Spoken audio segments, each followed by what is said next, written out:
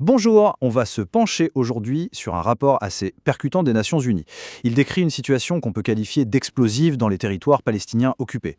Ensemble, on va décortiquer ce document pour bien comprendre l'expansion des colonies israéliennes et ses conséquences, qui sont, on va le voir, dramatiques. Alors, pour bien saisir l'ampleur du sujet, commençons par la fin. Oui, par la conclusion même du rapport. Et les mots sont forts. Discrimination et oppression systématique. Ce qui est frappant ici, c'est que ça vient pas d'une ONG. Non, ça vient des Nations Unies. C'est donc ce constat vraiment alarmant qui va nous servir de fil rouge. Voilà le programme. On va d'abord voir pourquoi on parle d'une situation sans précédent. Ensuite, on se penchera sur le duo terrible, violence et impunité. Troisième point, on regardera comment l'expansion se fait concrètement et légalement. Puis, on verra les conséquences directes, la fragmentation et les déplacements. Et on terminera par le verdict du droit international. Allez, on attaque. Premier point, pourquoi parle-t-on d'une situation sans précédent? Eh bien, le rapport de l'ONU est vraiment sans appel sur ce point. Sur la période 2024-2025, il constate que l'annexion de la Cisjordanie par Israël a franchi un cap, un niveau jamais atteint auparavant. Alors, concrètement, qu'est-ce qui s'est accéléré? Le rapport met le doigt sur trois phénomènes. D'abord, une montée en flèche de la violence des colons. Ensuite, l'appropriation des terres. Et enfin, le déplacement massif de la population palestinienne. Ce qui est crucial de comprendre, c'est que ces trois éléments ne sont pas des incidents isolés. Ils sont liés, ils fonctionnent ensemble comme un système. Et c'est ce système qu'on va essayer de décortiquer. Parce que derrière les chiffres et les stratégies, il y a évidemment un coût humain. Et il est terrible. Le rapport insiste là-dessus. La violence qu'on observe, ce n'est pas juste un regrettable effet secondaire. Non, c'est un véritable outil, un mécanisme au service de cette expansion. Regardez ce chiffre. Plus de 1700 incidents violents. Pour qu'on se représente bien, ça fait plus de 4 par jour. Chaque jour. On n'est plus du tout dans une série d'actes isolés, mais bien dans une escalade systématique. D'ailleurs, c'est près de 300 incidents de plus que l'année précédente. La tendance est donc très claire. Et parfois, un cas précis illustre mieux la situation que tous les chiffres. Ici, on parle d'un défenseur des droits humains palestinien abattu par un colon. Le meurtre a été filmé, les preuves sont là, écrasantes, et pourtant, aucune inculpation. C'est l'exemple parfait de ce que le rapport nomme l'impunité. Et ça pose une question assez vertigineuse. Au fond, pour qui la justice est-elle faite? Et la violence, elle n'est pas seulement physique. Elle vise aussi les moyens de subsistance, la culture, plus de 26 000 oliviers abattus. Il faut bien comprendre que ce n'est pas juste du vandalisme. Un olivier, c'est des générations de travail. En détruisant ces arbres, on s'attaque au gagne-pain de familles entières, à leur histoire. Et souvent, c'est fait juste avant la récolte, histoire de maximiser l'impact. Du coup, la question qu'on est en droit de se poser, c'est « mais comment est-ce possible ? Comment un tel niveau de violence peut-il non seulement perdurer, mais carrément s'intensifier ?» La réponse du rapport tient en un mot, un seul, l'impunité. Et voilà, on touche au cœur du problème. L'exemple de la récolte des olives est hallucinant. Plus de 180 attaques documentées et au final, une seule inculpation. Une seule. Le message envoyé est limpide, n'est-ce pas? La violence est, de fait, tolérée. Mais le rapport va plus loin.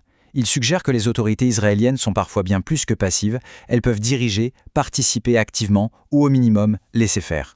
Cette impunité n'est donc pas une faille du système, c'est un rouage essentiel. Bon, cette violence, c'est une chose, mais elle s'inscrit dans une stratégie bien plus large. Il faut maintenant qu'on s'intéresse aux mécanismes qui sont derrière, à la fois sur le terrain, de manière très physique, et dans les textes de loi. Et physiquement, ça se traduit par un rythme de construction complètement fou.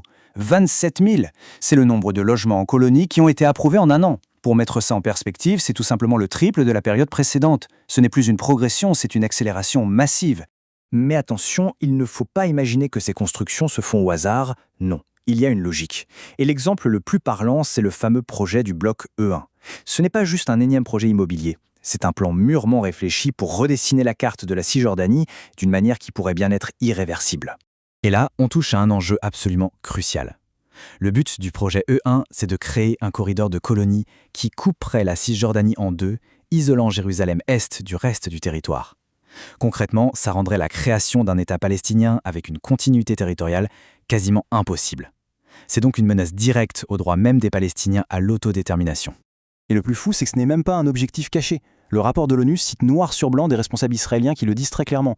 Le but, je cite, c'est d'enterrer définitivement l'idée d'un État palestinien. Voilà, les mots sont posés. Et ces mots, ils se transforment en béton, en route, en fait accompli sur le terrain. Donc il y a les bulldozers d'un côté, et de l'autre, les textes de loi. Israël a réactivé une procédure d'enregistrement des terres en sommeil depuis 1968. Le principe, les Palestiniens doivent prouver que la terre est à eux. Mission quasi impossible vu que les documents sont souvent anciens ou perdus. Si la preuve n'est pas apportée, la terre est déclarée terre d'État par Israël et elle est ensuite allouée presque toujours à l'expansion des colonies. C'est une mécanique d'expropriation redoutable sous un vernis de légalité. Alors, quand on met tout ça bout à bout, cette double pression, la violence d'un côté, les mécanismes légaux de l'autre, quel est le résultat sur le terrain? Eh bien, c'est une transformation en profondeur, une transformation radicale du paysage, à la fois humain et géographique. Plus de 36 000. C'est le nombre de Palestiniens qui ont été déplacés en Cisjordanie durant la période étudiée. 36 000. C'est un record absolu. Le chiffre le plus élevé jamais enregistré par les Nations Unies. Un record tragique, évidemment, qui témoigne de l'intensité de la crise en cours. Et si on se demande quelles sont les causes, le graphique est assez parlant. La grande majorité est due aux opérations de sécurité israéliennes, mais regardez la part liée à la violence des colons. Elle peut sembler petite, mais le chiffre a doublé en un an.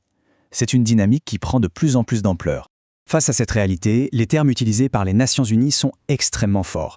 On parle de transfert forcé de masse, ce qui est une violation flagrante du droit humanitaire, et le rapport va encore plus loin, il évoque des inquiétudes de nettoyage ethnique. Quand l'ONU utilise ces mots-là, ça signifie que la situation est perçue comme un possible plan délibéré visant à vider certaines zones de leurs habitants. Voilà pour les faits, tels que décrits par le rapport. Maintenant, passons au droit.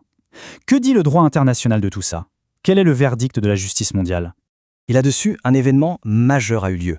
En juillet 2024, la Cour internationale de justice, c'est-à-dire la plus haute juridiction du monde, a rendu un avis historique. Elle a conclu que la présence continue d'Israël dans le territoire palestinien occupé est une violation du droit international.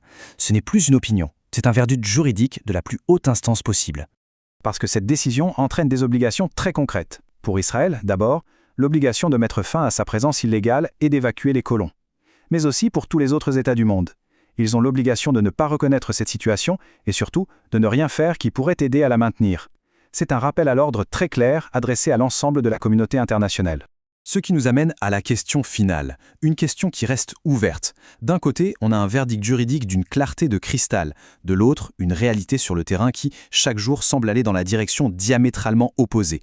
Toute la question est donc là, est-ce que la force du droit international peut, à terme, l'emporter sur la politique du fait accompli? C'est sur cette interrogation qu'on va se quitter.